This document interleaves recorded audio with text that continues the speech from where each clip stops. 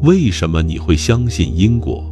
当你看到天空乌云密布，然后雨滴落下，你会毫不犹豫地说，乌云导致了下雨。当你按下电灯开关，房间瞬间亮起，你会说，我按开关导致了灯亮。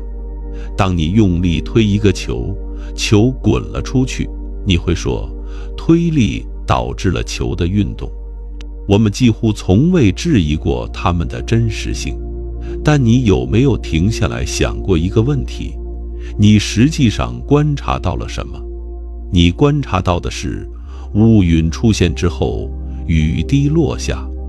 你观察到的是按下开关之后，灯亮了。你观察到的是推力施加之后，球开始滚动。但导致这个词本身，你从来没有任何一次真正观察到过。你观察到的只是先后和伴随，只是两个事件一个接一个的发生，或者同时发生。你看到的永远只是相关性，而非因果性。这正是18世纪哲学家大卫·休谟提出的灵魂拷问。休谟是西方哲学史上最伟大的怀疑论者之一，他几乎凭一己之力动摇了人类对因果的信任。休谟问道，我们从未观察到因果，只观察到先后和伴随，那凭什么相信因果存在？休谟的论证极其精妙。假设你从未见过火，也从未被火烧伤过，现在让你观察一个场景，一个人把一块木头放进火里，木头燃烧了起来。根据你有限的观察，你能得出什么结论？你只能得出火和燃烧是先后发生的，或者说是伴随发生的。但你凭什么说火导致了木头燃烧？你凭什么说木头不可能自己燃烧？你凭什么说木头燃烧不是因为某个看不见的精灵在操控？在休谟看来，我们之所以坚信因果，根本原因在于习惯。当你一次又一次地观察到火之后木头燃烧，你的大脑开始形成一种心理预期，下一次再看到火，你的脑子自动会说木头要燃烧了。但这种预期只是一种心理习惯，而非逻辑必然。休谟认为，因果不是我们理性发现的客观真理，而是我们心理形成的自然本能。这听起来可能有点烧脑，但现代神经科学给休谟的观点提供了强有力的支持。发展心理学家已经通过大量实验证明，婴儿天生就具备因果推理能力，而且这种能力比语言出现得更早。想象一个简单的实验，研究员把一个婴儿放在一个盒子里，盒子前面有一个屏幕，研究员让婴儿看一段视频，视频里有一个红球，红球滚向屏幕右侧，屏幕后面有一扇小门。当红球滚到屏幕位置时，小门打开，红球从另一侧滚出来。这是婴儿日常生活中常见的场景，任何孩子都会觉得这很正常。但如果研究员改变了视频的内容呢？如果红球滚向屏幕，但小门打开后出来的是一个蓝色的方块，而不是红球，婴儿会露出惊讶的表情，他们的小眼睛会睁得大大的，好像在说这不对劲。这说明什么？这说明婴儿早在学会说话之前就已经具备了基本的因果推理能力。他们知道红球进去就应该有红球出来，如果出来的是别的东西，那一定是哪里出了问题。更有趣的是，研究员还发现婴儿的因果推理有一个特点，他们区分物理因果和社会因果的能力似乎是与生俱来的，因而知道力学因果是单向的。如果你推一个东西，它应该朝你推的方向运动，而不会莫名其妙的拐弯。他们也知道社会因果是双向的，如果你对一个微笑，通常会得到一个微笑作为回应。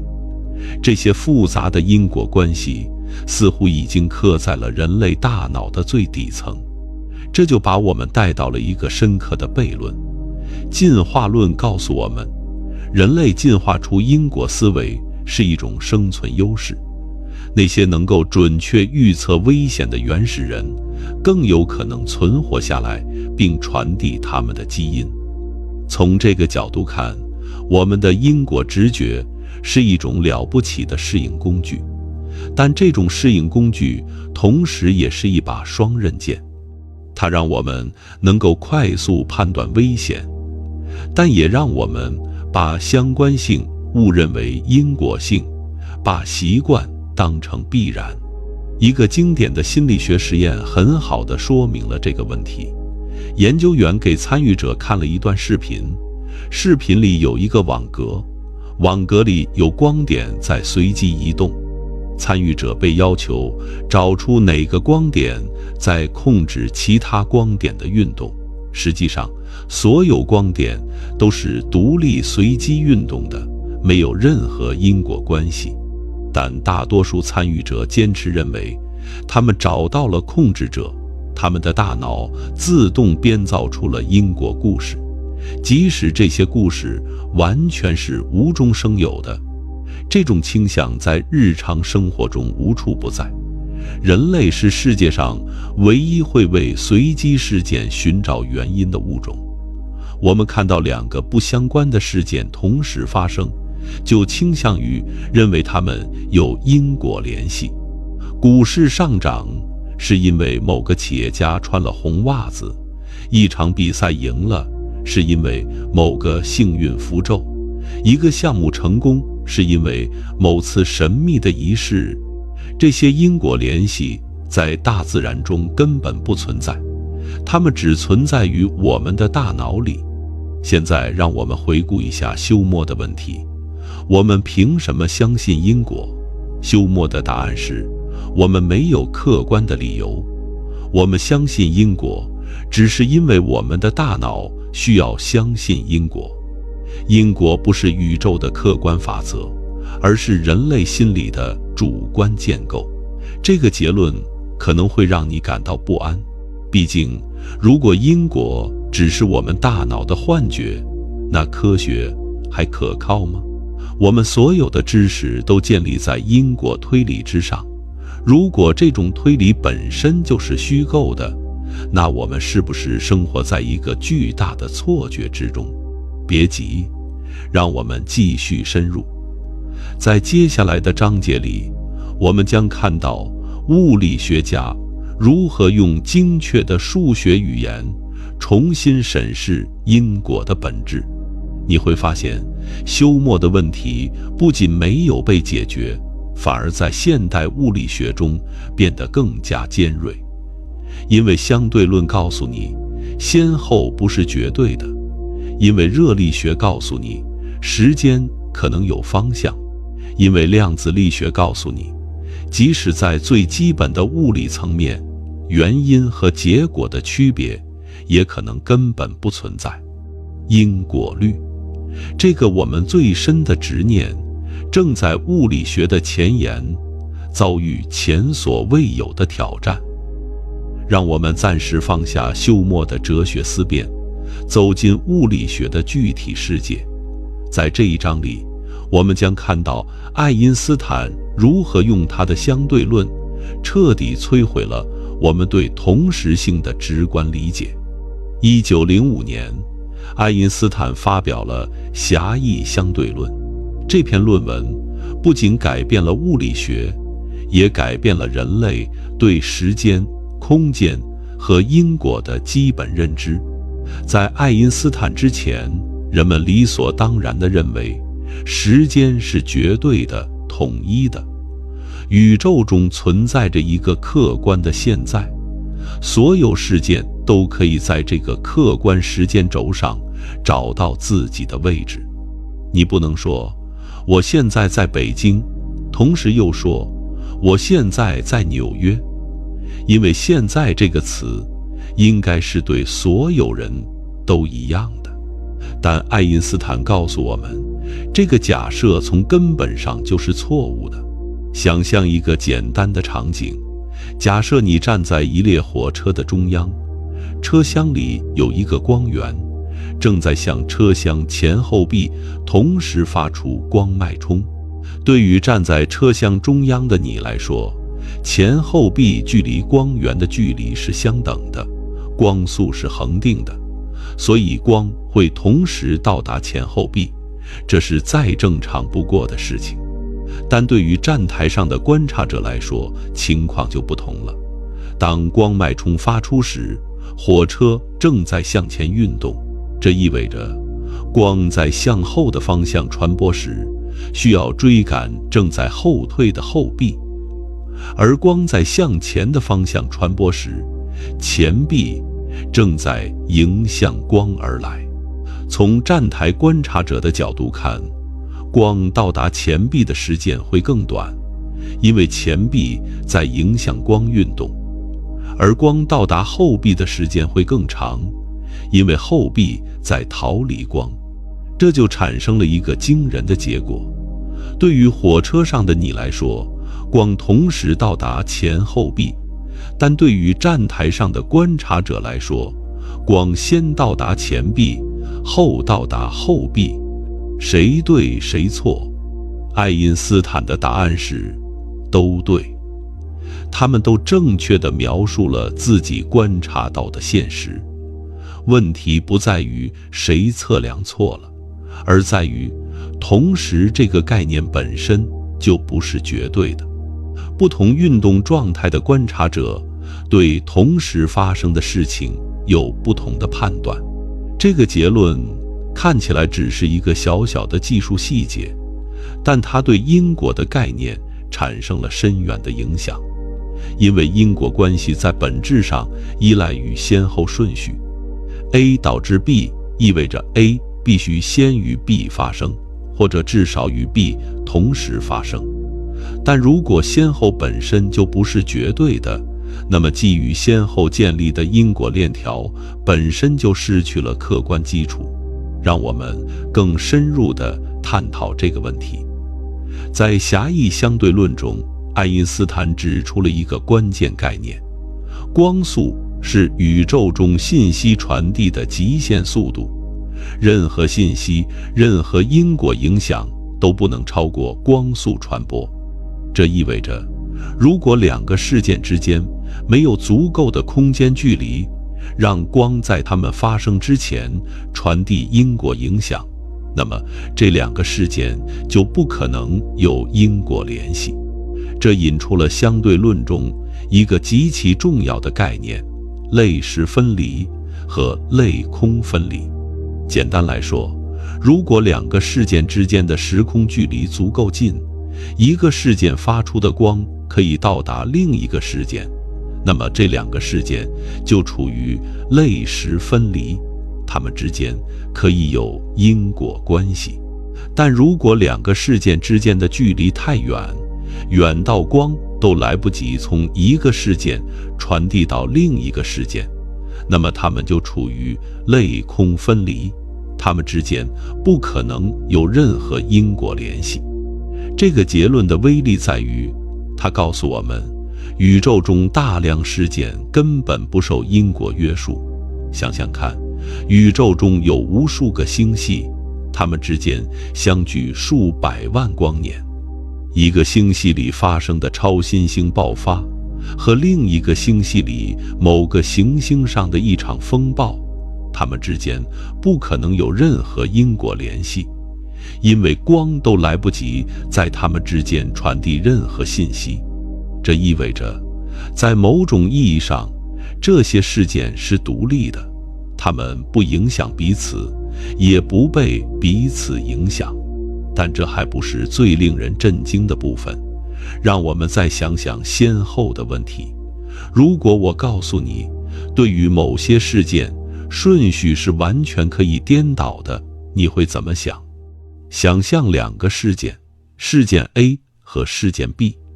假设 A 和 B 之间的距离足够远，远到光都来不及从一个事件到达另一个事件。在这种情况下，不同观察者对 A 和 B 的先后顺序会有完全不同的判断。对于一个朝 A 方向运动的观察者来说， A 先于 B 发生。对于一个朝 B 方向运动的观察者来说， B 先于 A 发生。对于第三个观察者来说， A 和 B 可能同时发生。谁对谁错？答案是都对。在相对论中，先后不是一个客观事实，而是取决于观察者的运动状态。这就是著名的 simultaneity relativity， 同时性的相对性。现在让我们把这个结论应用到因果的概念上。如果因果关系依赖于先后顺序，而先后顺序本身不是绝对的，那么因果关系本身就不是绝对的。对于一个观察者来说， A 是 B 的原因；对于另一个观察者来说， B 可能是 A 的原因；对于第三个观察者来说， A 和 B 之间根本没有因果关系，它们只是碰巧同时发生的事件。这个结论可能会让你感到荒谬，毕竟我们每天都在使用因果概念，从来没有觉得它有什么问题。杯子掉在地上就会碎，这是一个客观事实，不可能因为观察者的不同而改变。但请注意，这里有一个关键的区别，你日常经验中的因果关系涉及的都是类时分离的事件，原因和结果之间的距离足够近，因果影响可以在它们之间传递。对于这些事件，因果关系确实是确定的，但问题在于，当我们把视野扩展到整个宇宙时，情况就变得复杂了。宇宙中有太多的事件，它们之间相距如此遥远，以至于先后本身就不再有绝对的意义。在这些情况下，原因和结果的区别变得模糊不清，因果竟然取决于观察者的运动状态。这听起来像是某种诡异的幻觉，但它确实是相对论的数学结论。爱因斯坦的相对论由此揭示了一个惊人事实：因果不是宇宙的客观属性，而是与观察者的运动状态相关的相对概念。因果只能存在于某些特定的时空区域，而在更广阔的宇宙中，因果的适用范围受到了根本性的限制。这个结论为我们的故事打开了一扇新的大门。它告诉我们，因果这个概念可能不像我们以为的那样基础，那样绝对。但相对论还不是故事的全部。在下一章里，我们将看到另一个更加根本的物理学定律——热力学第二定律，如何进一步动摇因果的根基。因为热力学告诉我们，时间可能有方向，而这个方向很可能才是因果真正的来源。现在让我们走进热力学的世界，去探索一个更加基本的问题：为什么时间有方向？你可能从未想过这个问题，但请仔细回想一下你的日常经验。视频可以倒放，让你看到破碎的杯子重新变得完整，倒流的水向上飞去，燃尽的木头重新变成参天大树。但这些场景在现实中永远不会发生。我们清楚地知道，过去和未来是不同的，时间只有一个方向，从过去流向未来，但为什么时间会有方向？你可能会说，因为因果啊，原因是过去，结果是未来，时间当然从原因流向结果。但这个回答其实是在回避问题，因为它只是重新命名了问题，而不是解释了问题。我们真正想问的是，为什么原因必须发生在结果之前？为什么我们不能先看到结果，再看到原因？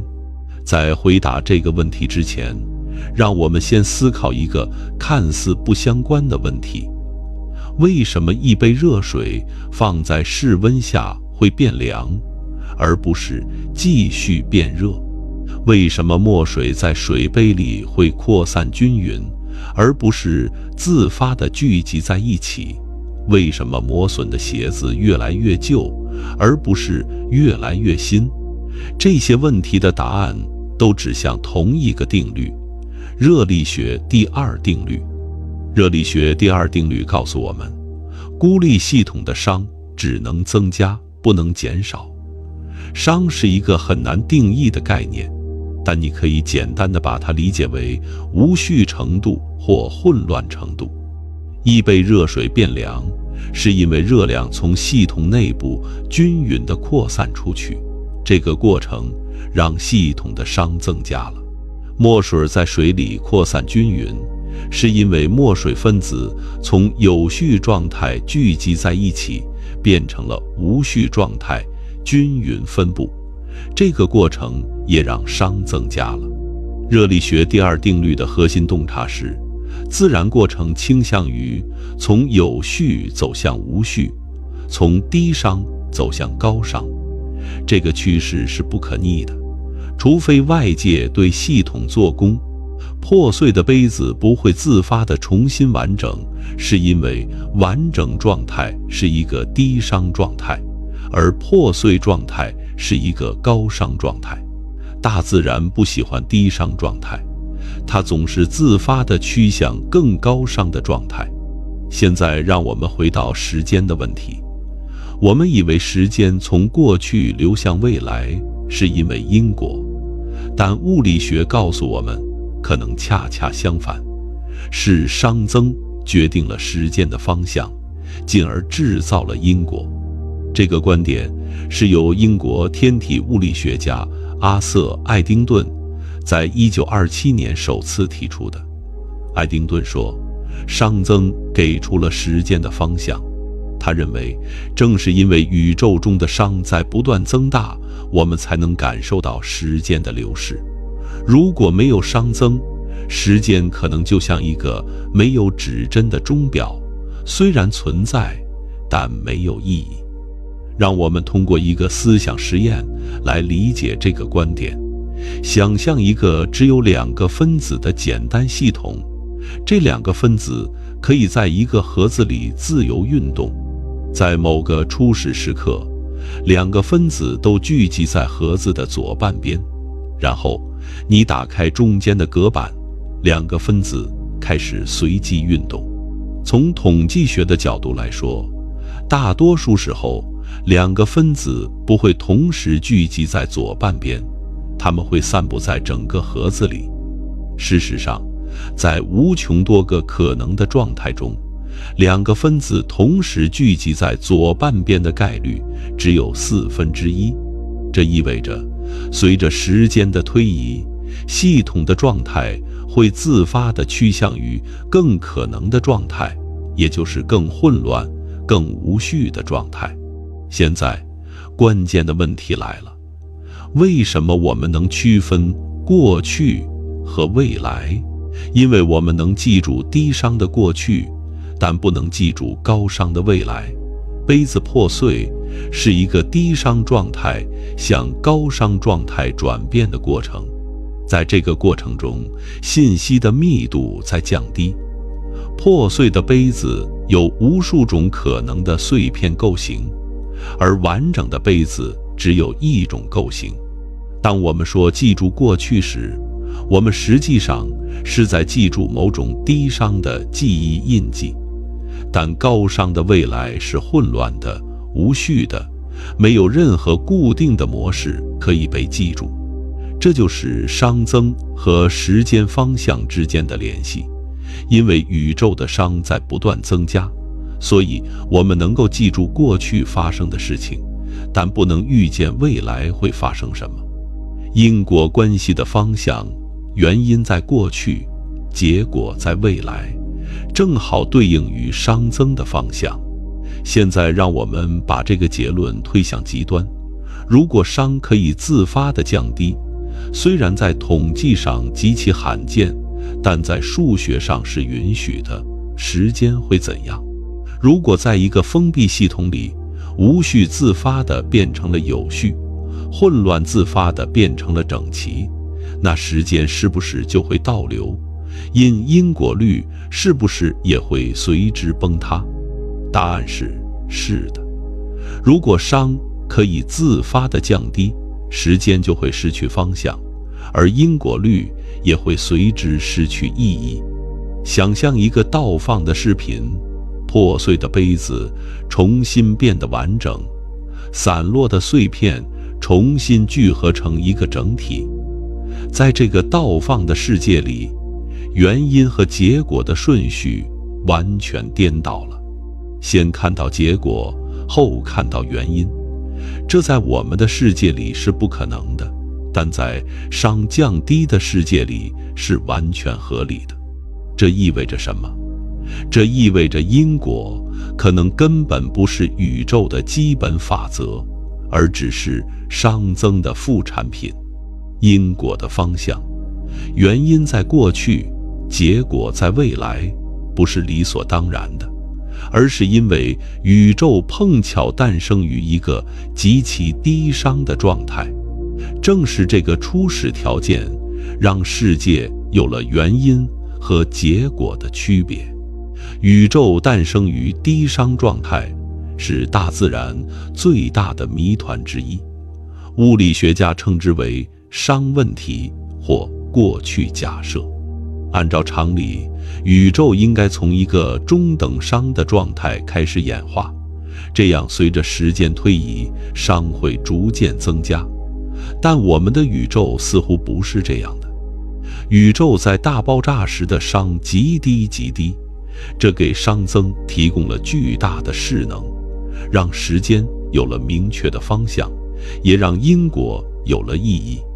为什么宇宙会在大爆炸时处于如此特殊的低熵状态？目前的物理学没有答案。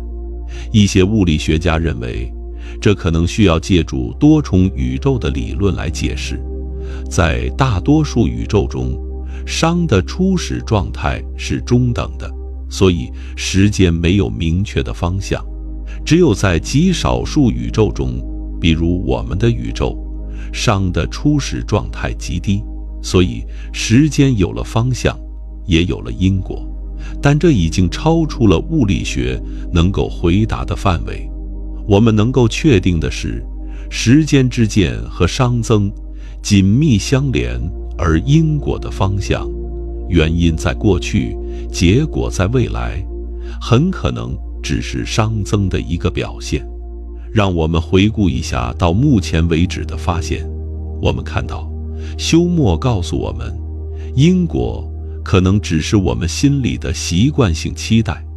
我们看到，相对论告诉我们，先后不是绝对的，因果取决于观察者的运动状态。我们现在看到，热力学第二定律告诉我们，时间可能有方向，而这个方向可能才是因果真正的来源。但故事还没有结束，在下一章里，我们将走进量子力学的世界，去发现在宇宙最基本的层面上，因果可能根本不以我们熟悉的形式存在。量子力学让原因和结果的区别变得前所未有的模糊，以至于一些物理学家开始怀疑，在微观世界里，因果律可能根本就是一种错觉。现在，让我们走进量子力学的世界，这可能是人类有史以来最反直觉、最令人困惑的物理学理论。在量子世界里，日常经验中的因果逻辑几乎完全失效。想象一个简单的实验，你在一张硬纸上挖2条平行的窄缝，然后把一个弹珠朝这张纸扔过去。弹珠要么穿过左边的缝，要么穿过右边的缝，最后落在后面的屏幕上。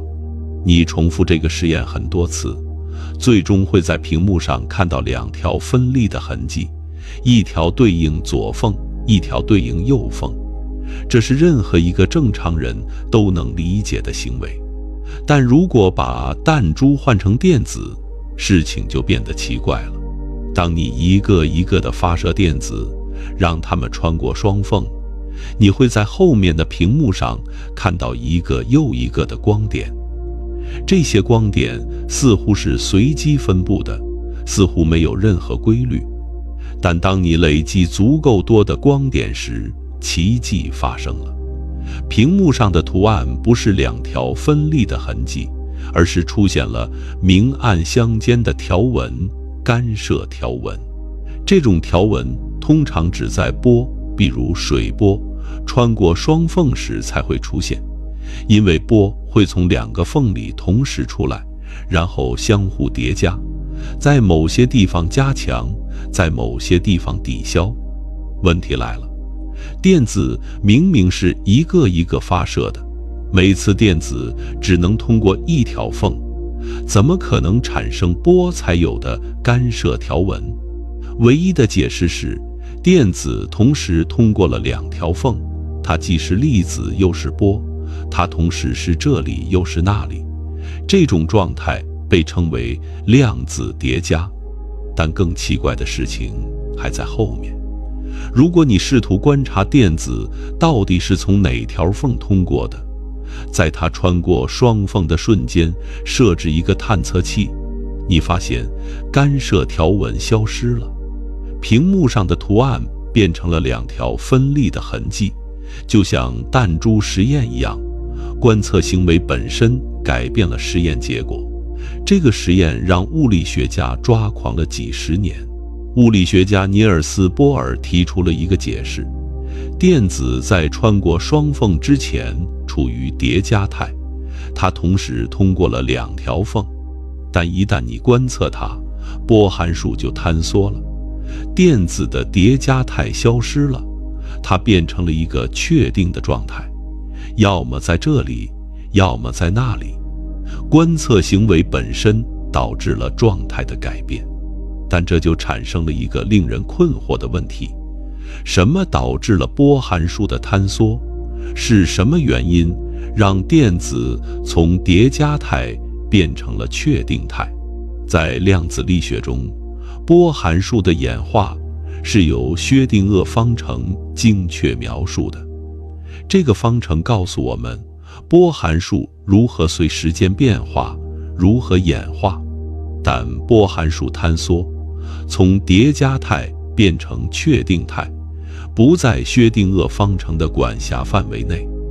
这是一个额外的、无法用数学公式描述的过程。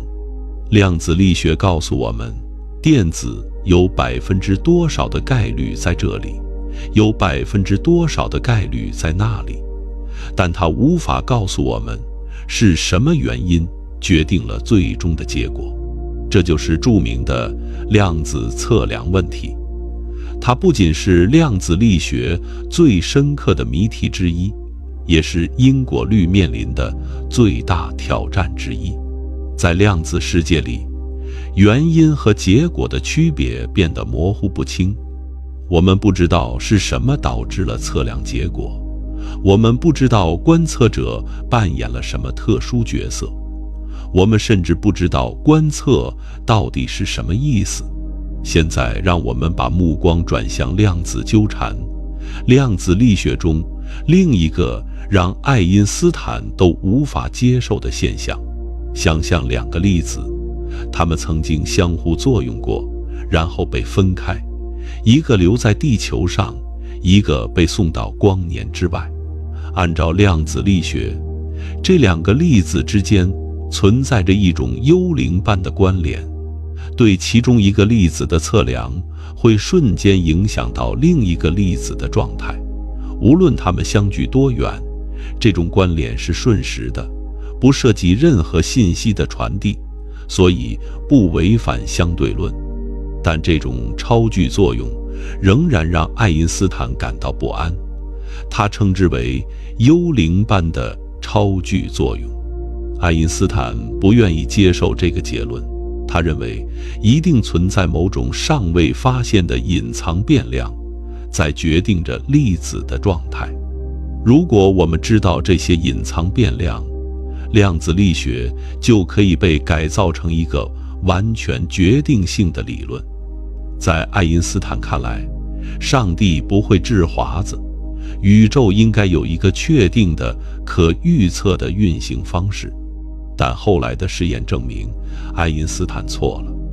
物理学家约翰·贝尔设计了一系列实验，来检验量子力学预测和隐藏变量理论哪个更符合现实。贝尔实验的结果明确地站在了量子力学这一边，量子纠缠是真实的，不存在局域的隐藏变量来解释这种关联。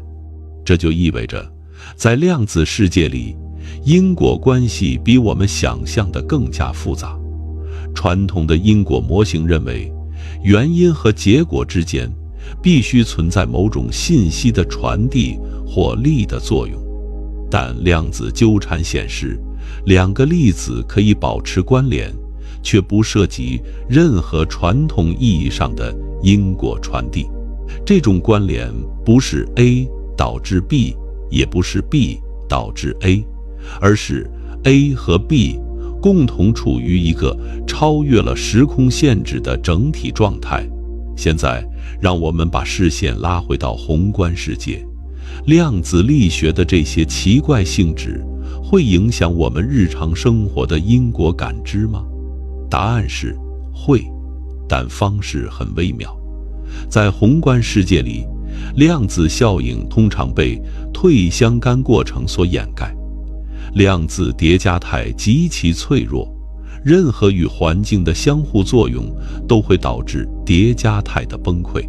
宏观物体不断地与无数微观粒子碰撞，这种持续的测量让宏观物体总是处于确定的状态，而不是叠加态。这就是为什么我们在日常生活中看不到量子效应，但这并不意味着量子力学与因果无关。相反，量子力学揭示了一个更深层次的事实：在宇宙最基本层面上，原因和结果的区别可能根本不存在。量子系统可以同时处于多种状态，直到被观测为止。量子纠缠让两个粒子可以跨越时空保持关联，而不需要任何传统意义上的因果传递。量子测量是随机的，而不是确定性的。这些事实让一些物理学家开始思考，因果可能不是宇宙的基本结构，而只是我们在宏观世界上观察到的一种统计规律。当我们观察无数微观粒子的集体行为时，因果关系作为某种涌现现象出现了。但在更深的层面上，因果可能根本就是一种错觉。这个想法把我们带向了下一章的核心问题：如果因果是涌现现象，那它到底意味着什么？它是真实的还是虚幻的？我们应该如何理解这种真实又虚幻的悖论？让我们暂时停下脚步，去思考一个看似简单却极其深刻的问题：什么是涌现？想象一滴水，你知道，水是湿润的，对吧？但请仔细想想，一滴水里有无数个水分子，这些分子中没有一个是湿润的。湿润性不是任何一个水分子的属性，湿润性是水分子集合体的属性，一滴水没有湿润这个性质，但无数水分子汇聚在一起，湿润性就涌现出来了。这就是涌现，整体具有的某些属性，它的任何组成部分都不具有。生命可能是宇宙中最壮观的涌现现象。单个细胞没有生命的属性，但无数细胞组织在一起，涌现出了意识、情感和思想。生命不是从细胞里产生的，生命是细胞之间复杂交互的涌现。现在，让我们把这个思路应用到因果上。如果一滴水可以涌现出湿润性，那无数无因果的微观事件汇聚后，是否涌现出了因果性？在第4章里，我们已经看到，在量子力学的微观世界里，因果关系是模糊的、不确定的，甚至可能是不存在的。但在宏观世界里，我们清楚地感知到因果的存在。杯子掉在地上会碎，这是因果；火柴摩擦会产生热量，这是因果；你的选择会导致结果，这也是因果。但如果我们追溯这些宏观事件的微观基础，我们会发现什么？拿杯子碎裂来说，在宏观层面，我们看到的是一个因果事件，冲击力导致杯子结构破坏。但在微观层面，这个过程涉及无数个原子的运动，每个原子的运动都遵循量子力学的规律，而量子力学在很大程度上是不确定的、非因果的。那么，因果是如何从这些非因果的微观过程中涌现出来的？答案是统计力学。统计力学告诉我们，单个分子的运动毫无规律，充满了随机性和不确定性。但海量分子集合后，精确的定律出现了：熵增定律、热力学第2定律、气体动力学理论。这些宏观定律不是微观定律的直接映射，而是海量微观个体统计平均后的涌现规律。拿熵增定律来说，如果你追踪一个气体分子的运动路径，你会发现它完全随机的弹跳，一会儿向左，一会儿向右，一会儿快，一会儿慢，没有任何简单的规律可以预测它下一秒会出现在哪里。但如果你观察10亿个气体分子的集体行为，熵增定律就精确地成立了。系统总是自发地从低熵走向高熵，从有序走向无序。这个规律是确定的、可预测的，即使它的微观基础充满了随机性。现在让我们把这个洞察应用到因果上。因果关系可能就像熵增定律一样，是一种宏观层面的涌现规律。在微观层面，原因和结果的区分可能是模糊的、不确定的。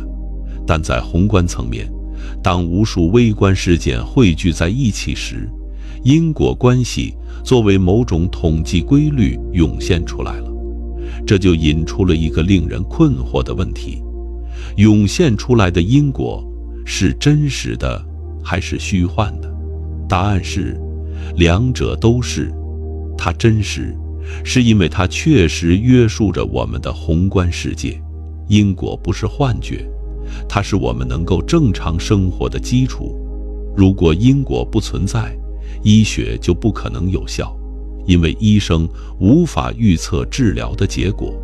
如果因果不存在，科学就不可能有效，因为科学家无法解释实验的发现。因果关系是我们理解世界、预测未来的工具，它在宏观世界里是真实有效的，但它虚幻，是因为它根本不存在于更深的层面。因果不是宇宙的底层语法，不是物质世界的基本结构，它只是我们在特定尺度上观察到的一种模式，一种从海量微观事件中统计涌现出来的规律。就像电影银幕上的运动看起来很真实，但实际上是无数静止画面的快速切换。因果看起来很真实，但可能只是我们大脑对世界的一种解释。这个结论可能会让人感到不安。想象一下，你生活在一个完全由概率和随机性主导的宇宙里，但你却以为一切都遵循因果。你以为你的选择导致了结果，你以为你的努力带来了成功，你以为你理解了这个世界的运作方式，但实际上，这些因果故事可能只是大脑编造出来的幻觉，用来帮助你应对一个过于复杂的现实。但请别太悲观，涌现并不意味着不重要。即使因果是涌现现象，它对我们仍然有意义，因为我们是宏观世界的生物，我们的时间尺度、空间尺度和认知能力都决定了我们只能在宏观层面与这个世界互动。因果是我们与这个世界打交道的方式，是我们能够生存和发展的工具。即使它不是宇宙的终极真理，它对我们来说仍然是真实有效的。另一个有趣的推论是，如果因果是涌现现象，那就意味着它可能不是唯一的。宇宙中有无数种可能的宏观规律，我们碰巧生活在一个因果规律涌现出来的世界里。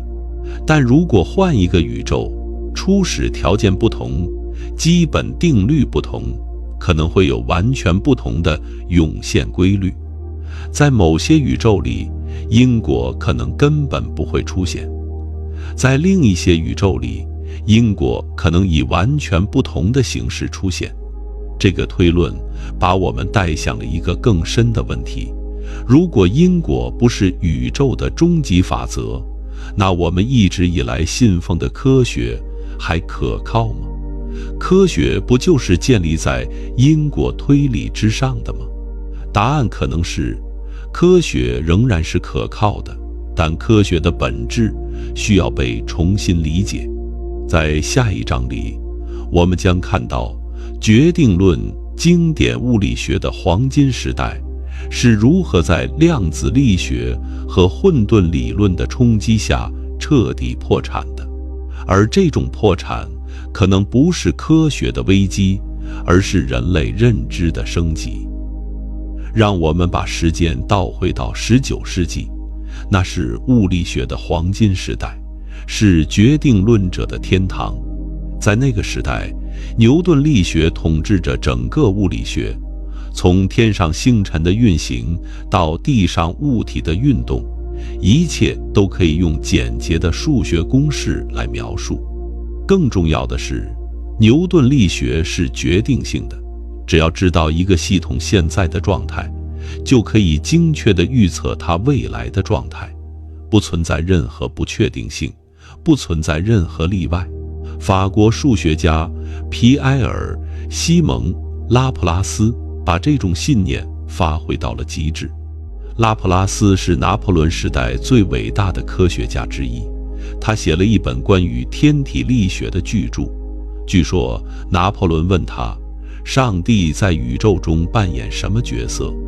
拉普拉斯回答，陛下，我不需要那个假设。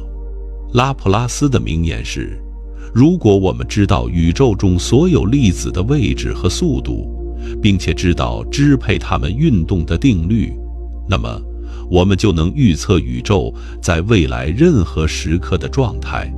这个拉普拉斯妖的思想是决定论的终极表达。它告诉我们，宇宙是一个巨大的机械装置，一旦知道了它的初始状态，它的过去和未来就被完全锁定了。在拉普拉斯的世界里，因果不是幻觉，而是宇宙的本质。因果链是客观存在的，不可打破的。过去决定了现在，现在决定了未来，一切都是注定的，一切都是可预测的。但19世纪末20世纪初，两场科学革命动摇了决定论的根基，量子力学和混沌理论。我们已经在第4章里讨论过量子力学。量子力学告诉我们，在微观层面上，自然界本质上是概率性的，电子有多少的概率在这里，有多少的概率在那里，但我们无法确定地说它到底在哪里。测量结果不是确定的，而是随机的。即使我们知道了系统所有的信息，仍然无法精确预测测量的结果。上帝确实在掷狮子，这让决定论者感到绝望。如果连电子的行为都无法预测，宇宙怎么可能被精确预测？但一些物理学家安慰自己说，也许这只是因为我们对微观世界的了解还不够深入。如果未来发现了更深层次的隐藏变量，决定论可能还能被救回来。但贝尔实验的结果彻底打破了这种希望。贝尔实验明确地告诉我们，不存在局域的隐藏变量，可以解释量子纠缠。量子不确定性不是我们无知的体现，而是自然界本质的一部分。在微观世界里，不确定性是内在的，不可消除的。这意味着拉普拉斯药根本不可能存在，因为我们无法同时知道一个粒子的所有信息。量子力学的不确定性原理告诉我们，某些物理量，如位置和动量，是无法同时被精确测定的。所以，即使我们想要预测未来，也会遇到根本性的信息限制。现在，让我们转向另一场革命——混沌理论。混沌理论可能是20世纪最反直觉的科学发现之一。它告诉我们，即使一个系统完全由确定性定律支配，它的长期行为也可能是不可预测的。这听起来有点矛盾，确定性不是应该意味着可预测吗？关键在于敏感依赖初始条件。混沌系统有一个特点，初始条件的微小变化会导致结果的巨大差异。想象你试图预测明天的天气，你测量今天的气温，精度到小数点后1位，但如果真实的气温在小数点后2位发生了变化，而这个微小的变化你没能测到，结果可能就完全不同。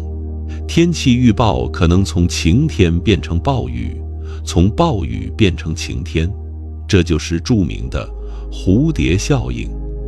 北京的一只蝴蝶扇动翅膀，可能导致纽约的一场风暴。这个比喻可能有点夸张，但它抓住了混沌系统的本质，对初始条件的敏感依赖。小小的测量误差会被系统无限放大，最终导致完全不同的结果。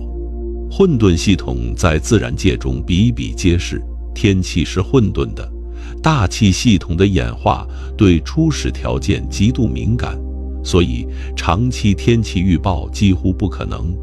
心脏也是混沌的，正常心率的微小波动模式可能是健康的表现，而完全规律的心率反而可能是心律失常的信号。大脑也显示出混沌动力学的特征，神经元的集体活动难以精确预测。对于决定论来说，混沌理论带来的消息是喜忧参半的。好消息是，混沌系统仍然是确定性的，它的演化仍然遵循确定的定律。这意味着，在某种意义上，因果链还没有完全断裂。坏消息是，由于对初始条件的敏感依赖，预测未来在实践中几乎不可能实现。即使没有量子不确定性，预测未来本质上也是不可能的，因为任何测量都有误差，而这些误差会被系统无限放大。现在，让我们把目光转向一个更加敏感的话题：自由意志。如果因果不是铁律，如果未来不是被过去完全决定的，那自由意志是否就获得了空间？这是一个古老的问题，但在现代科学语境下变得更加尖锐。在经典物理学的决定论世界里，自由意志似乎是幻觉，一切都是被决定的，包括我们的大脑和我们的选择。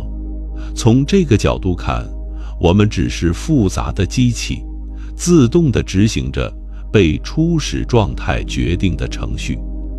所谓的选择，只是大脑在特定输入下产生的特定输出。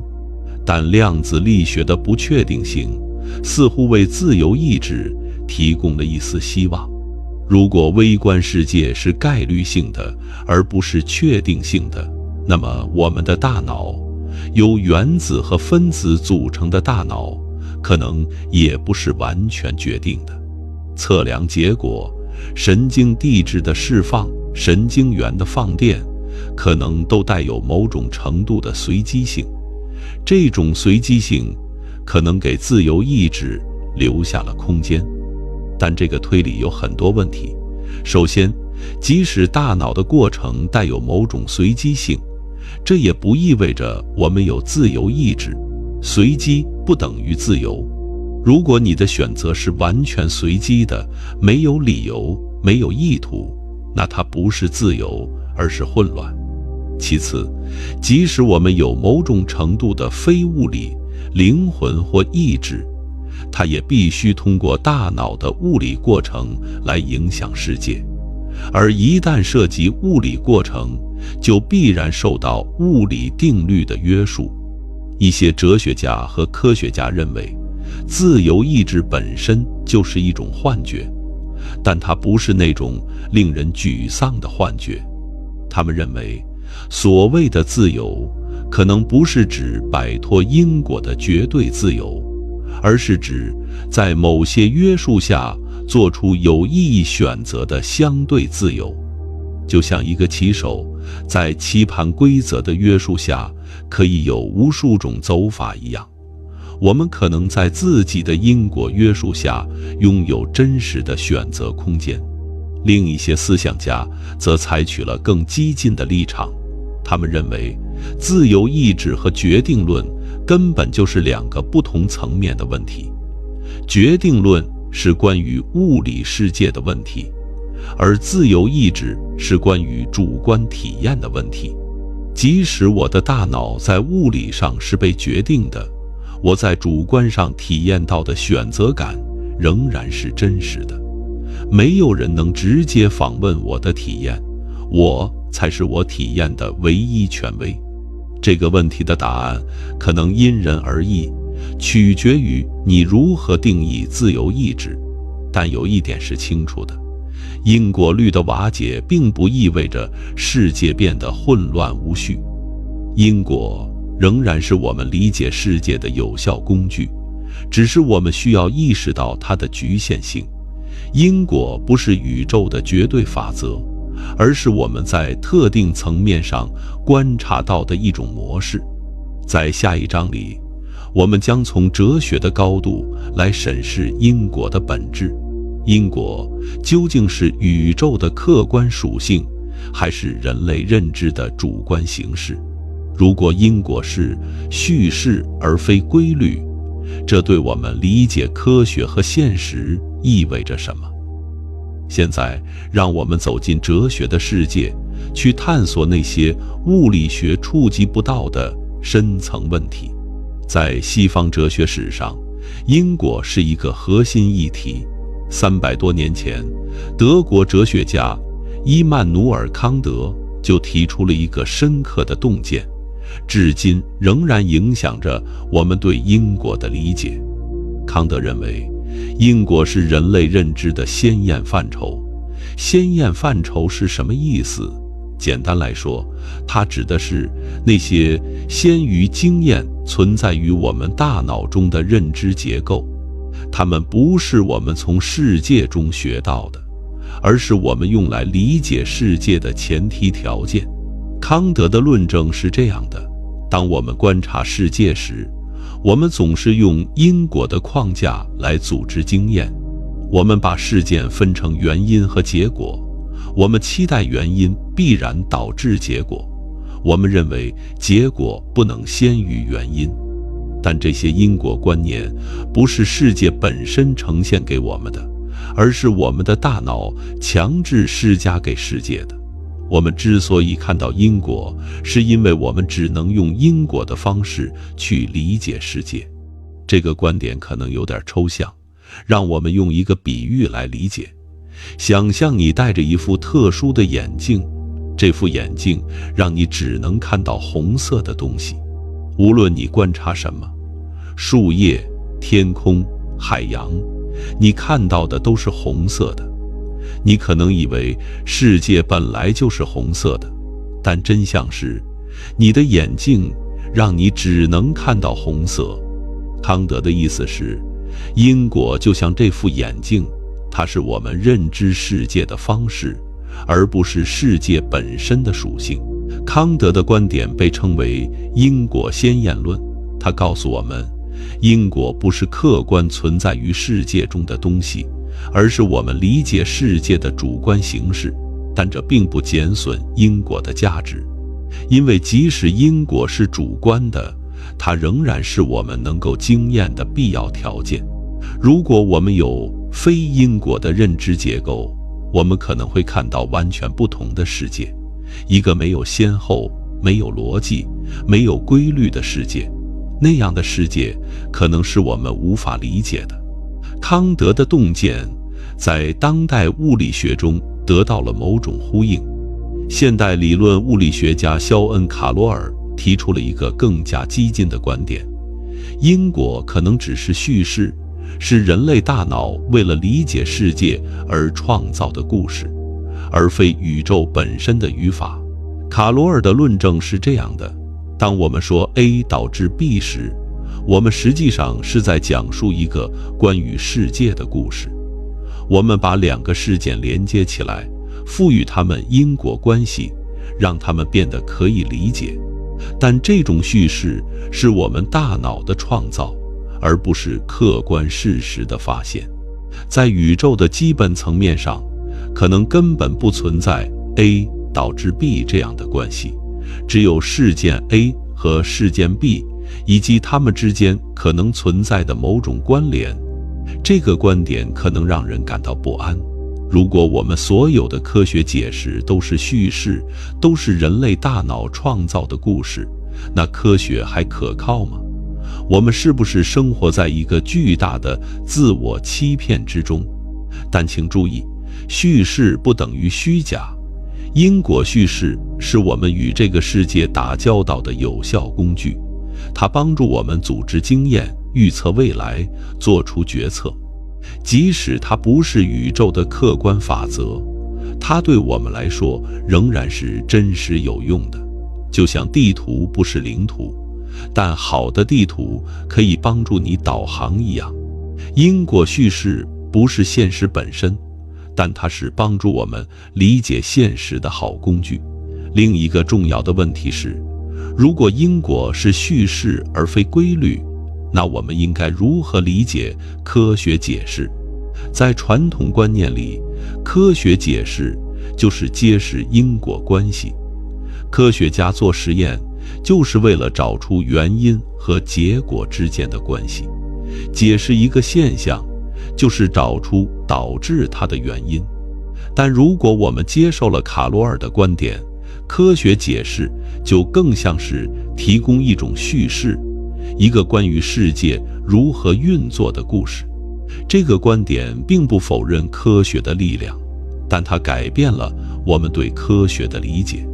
科学不是关于终极真理的学问，而是关于最有效叙事的学问。最好的科学理论不是那些绝对正确的理论，而是那些最有用、最简洁、最能帮助我们预测未来的理论。因果关系之所以在科学中重要，不是因为它是宇宙的真理，而是因为它是我们预测未来的有力工具。这就引出了一个更深的问题：如果因果是人类的叙事，那其他智慧生物是否会有不同的叙事？它们是否会有不同的因果概念？想象一个外星文明，他们的大脑结构和感官系统与我们完全不同，他们可能感知不到时间，或者感知到的时间与我们完全不同。在他们的认知框架里，因果可能是一个陌生的概念。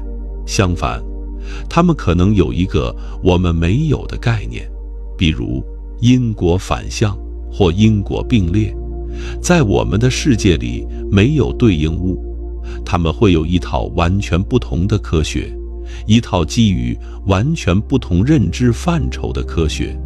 这让我们意识到，我们对世界的理解可能是特殊的，而不是普遍的。我们的因果概念，我们的时间直觉，我们的空间感知，都是人类进化的产物。它们在地球上，在人类的尺度上，在人类的时间跨度内是有效的，但它们可能不是宇宙的唯一可能性。这种认识让我们变得更加谦逊。我们以为自己在揭示宇宙的真理，但实际上，我们可能只是在用人类的语言描述人类的经验。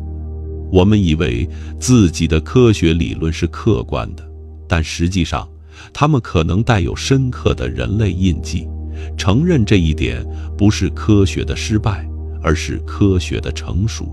但这也引出了一个令人困惑的问题：如果因果只是人类的叙事，那科学研究还有意义吗？答案是非常有意义。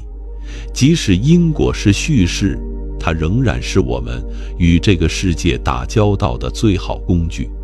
科学帮助我们做出预测，发明技术，治疗疾病，改善生活。即使科学揭示的不是绝对真理，而是最有效的叙事，它仍然是人类最伟大的成就之一。而且，科学研究帮助我们理解因果的局限性。通过物理学，我们发现因果在微观世界上可能不适用。通过热力学，我们发现因果的方向可能依赖于熵增。通过相对论，我们发现先后可能是相对的。这些发现没有推翻因果，但它们扩展了我们对因果的理解，让我们知道因果在什么情况下有效，在什么情况下失效。